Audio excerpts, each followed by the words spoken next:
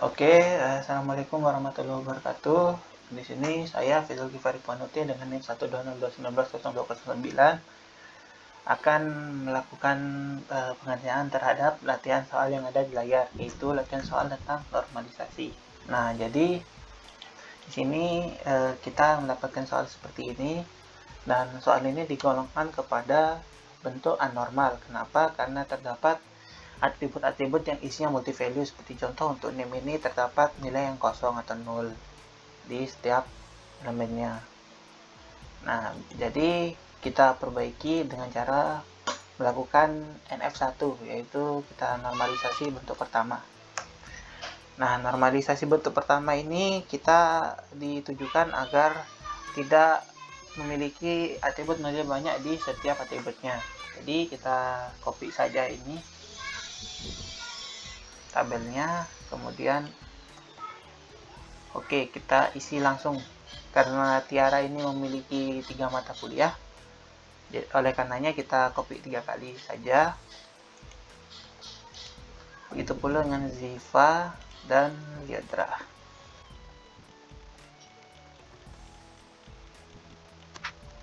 Nah, di sini tabel NF1-nya sudah jadi dan tidak ada lagi nilai yang multi value, yaitu nilai yang banyak jenisnya, ada 0 sama nilai yang sudah ada gitu. Jadi NF1-nya sudah lengkap. Kita lanjut ke NF2, yaitu proses normalisasi bentuk kedua. Nah, jadi di proses normalisasi bentuk kedua ini disyaratkan bahwa ianya memenuhi bentuk pertama dari normalisasi bentuk pertama. Ini kita sudah lakukan. Kemudian kita buat agar tiap atribut itu yang bukan kuncinya agar bergantung pada atribut kunci. Nah, kita tentukan dulu atribut kunci di sini itu terdapat name, kita garis bawahi saja, pada mata kuliah kita garis bawahi, dan kode dosen kita garis bawahi. Mengapa kita mengambil name untuk mata kuliah dan kode dosen? Karena nantinya akan menentukan dari atribut yang berkaitan dengannya yang akan dijelaskan kemudian. Kemudian kita buat NF2-nya. Nah, di NF2 ini ada namanya functional dependency, yaitu ketergantungan fungsional. Seperti contoh bisa saya sampaikan mungkin seperti berikut. Kita mempunyai sebuah atribut X dan sebuah atribut Y. Nantinya X ini akan menentukan dari Y, atau yaitu tergantung dari X. Itu kira-kira. Oke, langsung saja kita buat FD-nya. Kita buat FD1 terlebih dahulu, yang terdiri dari name, yang nantinya akan menentukan dari nama mahasiswa, alamat mahasiswa, dan jenis kelamin. Kemudian kita buat untuk FD2-nya itu kita ambil dari kode mata kuliah yang bergantung kepada nama mata kuliah, SKS, semester, kode dosen, nama dosen, dan alamat dosen. Oke, sekarang kita lanjut ke FD3. FD3 itu kita ambil dari kode dosen yang nantinya akan menentukan kepada nama dosen dan alamat dosen. Oke, nah sudah semua kecuali satu atribut, yaitu NSM. Nah, nantinya NSM ini terdiri dari mahasiswanya dan mata kuliahnya. Nah, oleh karenanya kita akan mengambil atribut kunci dari mahasiswa dan mata kuliahnya, yaitu name dan kode mata kuliah, yang nantinya akan menentukan pada NSM. Oke, jadi kita sudah membuat functional dependency-nya. Nah, kita akan buat tabelnya. Tabelnya sendiri ada 4 tabel. Yang pertama kita buat tabel mahasiswa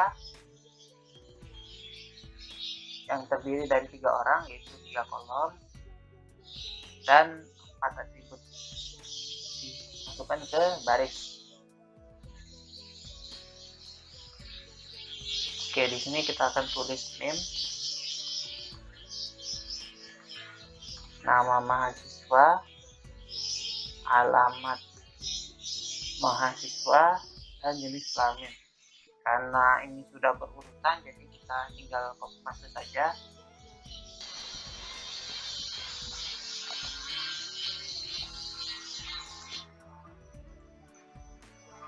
Terdapat 3 mahasiswa di soal ini, yaitu Tiara, Ziva, dan Leotra. Kemudian kita akan lanjutkan dengan tabel mata kuliah yang merupakan tampilan dari SD kedua. Nah, kita akan buat tabelnya terdiri dari 4 mata kuliah dengan 7 atribut.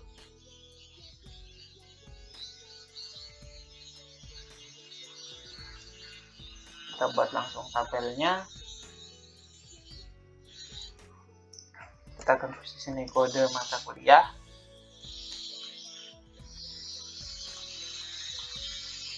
Kemudian ada nama mata kuliah, ada SKS, semester, nilai skor mata kuliah, kode dosen, dan alamat dosen. Oke, kita langsung saja isi. Ada 4 mata kuliah di sini, yaitu algoritma pemrograman, sistem basis data, pemrograman berbasis objek, dan jaringan komputer.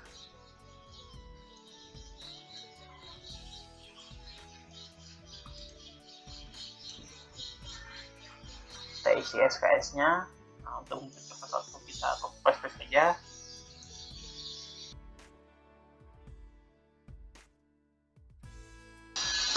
Oke, kita lanjutkan. Kemudian terdapat kode dosen di sini. Terus ANGANEJDK,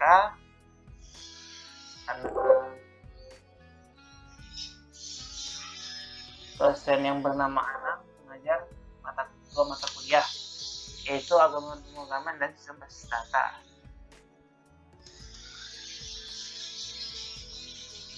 Oke, jadi dan MAA yang masing-masing namanya Anang,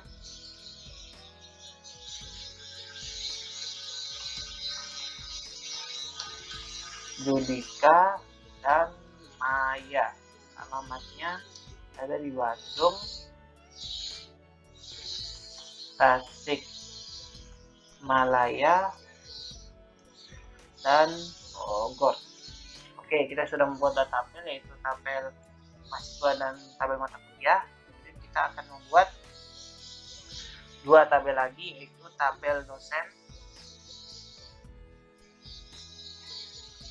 Kita akan membuat dari 3 nama, yang berarti 3 kolom dan 3 teks.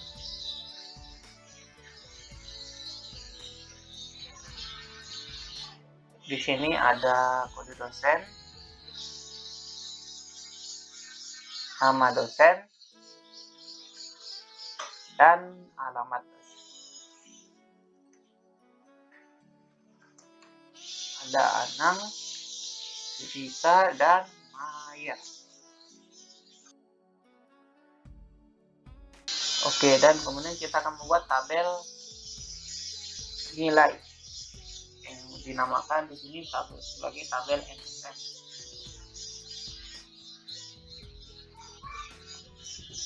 Terdiri dari 7 mata kuliah karena Tiara menambah 3 mata kuliah, Ziva 2 mata kuliah, dan Gaga 2 mata kuliah, sehingga terdiri dari 7 kolom dan 3 atribut. Kita bikin tabelnya. Tabel NSM ini terdiri dari name, kode mata kuliah, dan nilai skor mata kuliah. Kita copy saja yang ini. untuk mempersingkat waktu dengan kode mata kuliah sebagai berikut.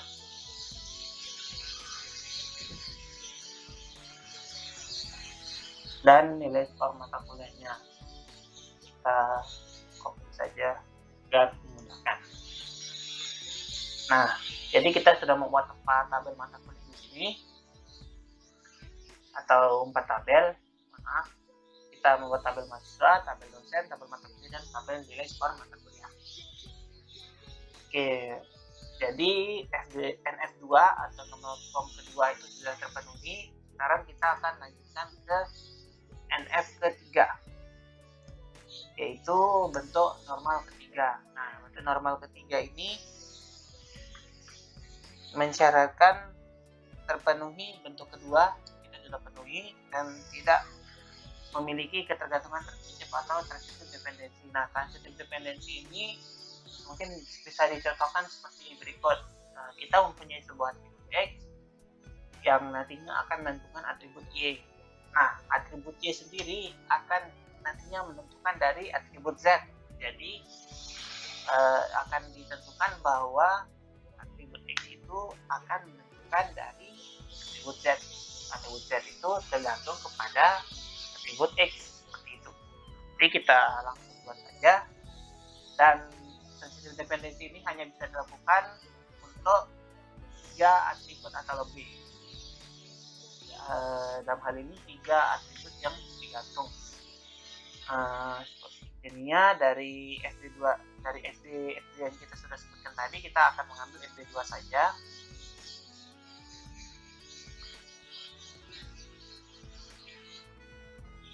Kemudian kita akan buat transitive dependensinya.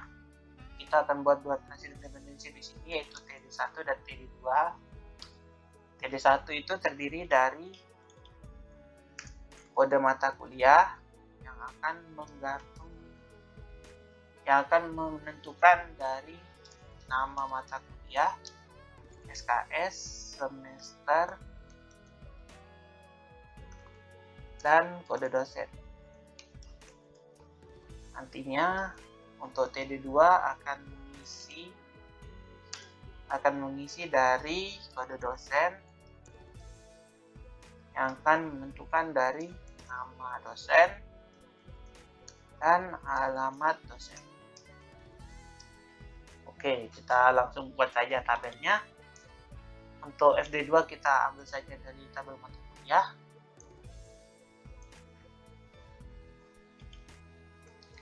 Nah, kemudian untuk TD1 yang kita bisa namakan tabel mata kuliah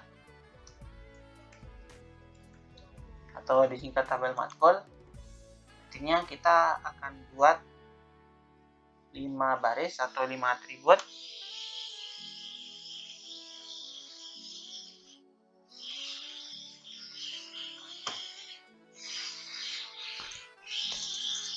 Dan terdiri dari 4 mata kuliah.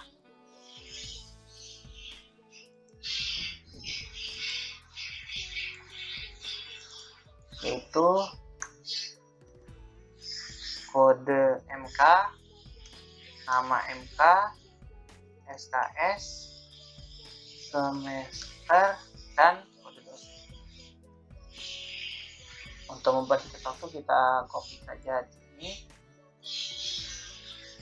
Kemudian kita akan buat tabel untuk TD2, yaitu tabel dosen.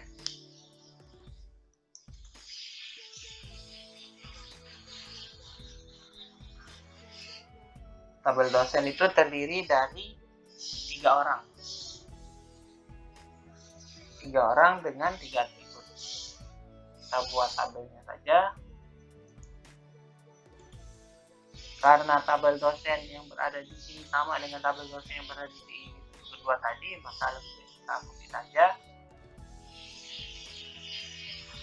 Nah, bentuk ketiga sudah selesai kita buat dengan memenuhi 2 syarat tadi. Yang pertama, bentuk keduanya terpenuhi sudah, dan tidak adanya ketergantungan transitif sudah. Nah, jadi oleh karenanya kita akan buat hasil normalisasinya. Nah, hasil normalisasi di sini terdiri dari 4 tabel, yaitu tabel mahasiswa atau tabel yang ini kita copy saja.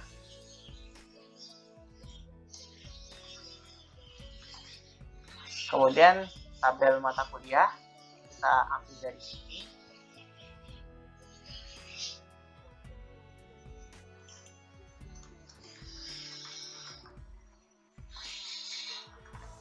Kemudian kita ambil tabel dosen dari sini.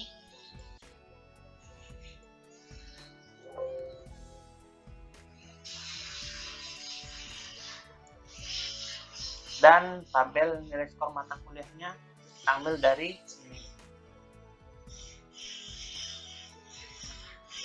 Nah, jadi untuk normalisasi untuk soal yang ini telah kita lakukan dengan hasil terdapat 4 tabel seperti yang berada di gambar. Untuk normalisasi saya cukupkan. Terima kasih. Oke, di sini kita akan lanjutkan lagi soal yang tadi. Sekarang kita akan buat IHP biasa dari soal yang tadi. Kemudian kita akan buat dari functional dependency yang pertama. Itu ada name di sini yang menentukan dari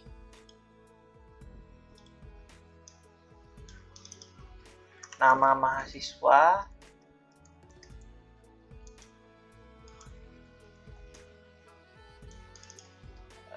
alamat, dan jenis kelamin. Oke. Nah, kita lanjutkan untuk yang kedua, yaitu dari FT2 kita ambil dari kode mata kuliah yang kemudian akan diteruskan ke nama mata kuliah, kemudian SKS-nya, kemudian semesternya, kemudian kode dosen,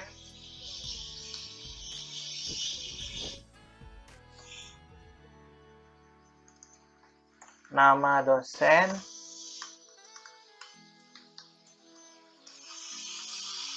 dan alamat dosen. Oke, kita rapikan sedikit biar lebih rapi tampilannya. Dan kemudian kita akan buat dari FT3, yaitu kode dosen tentang dari nama dosen dan alamatnya. Namun karena sudah terdapat dalam FT2 maka kita tidak akan membuatnya, dan kita lanjut ke FT4, yaitu name dan kode mata kuliah yang menentukan dari nilai skor mata kuliah atau NSM. Nah, nantinya kita akan buat NSM di sini sebagai tanda bahwa nantinya akan menentukan dari NSM ini, maka NIM dan kode MK-nya kita akan gabungkan. Nah, nanti tampilannya akan menjadi seperti ini, dan kemudian kita akan bikin sambungannya atau kita mulai arahkan dia. Kita akan buat panahnya.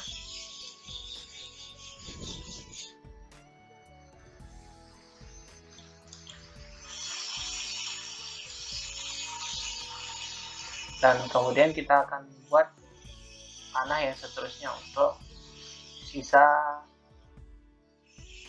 atributnya.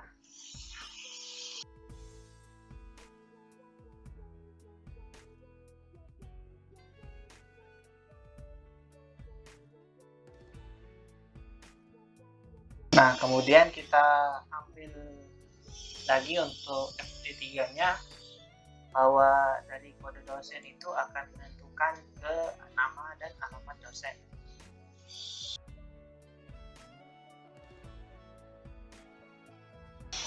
Oke.